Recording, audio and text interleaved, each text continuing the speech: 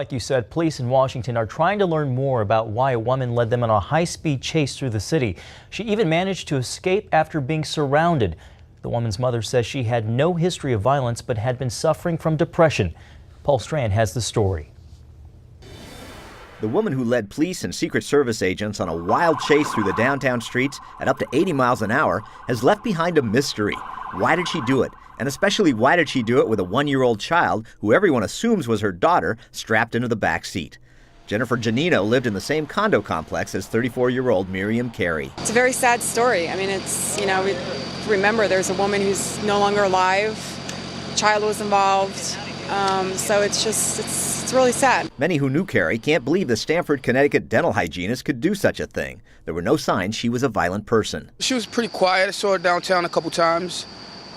She doesn't appear to seem what happened today, but you never know nowadays. Smile on her face. She ain't seem like if there was a problem or anything. But her mother told ABC News Miss Carey suffered from postpartum depression after having her one child. Then she became sick a few months later, depressed again, was hospitalized. A dentist who employed her for 8 years said she took a tumble downstairs that left her with a bad head wound.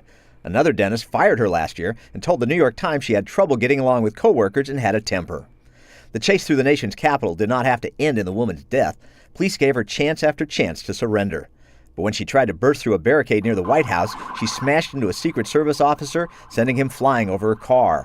In another encounter with several officers at the foot of Capitol Hill, she reversed hard into a police car. By the time she finally crashed into a barricade on Capitol Hill, next to a Senate office building and just a few yards from the Supreme Court, police had every reason to believe they were dealing with a very violent woman out to cause harm.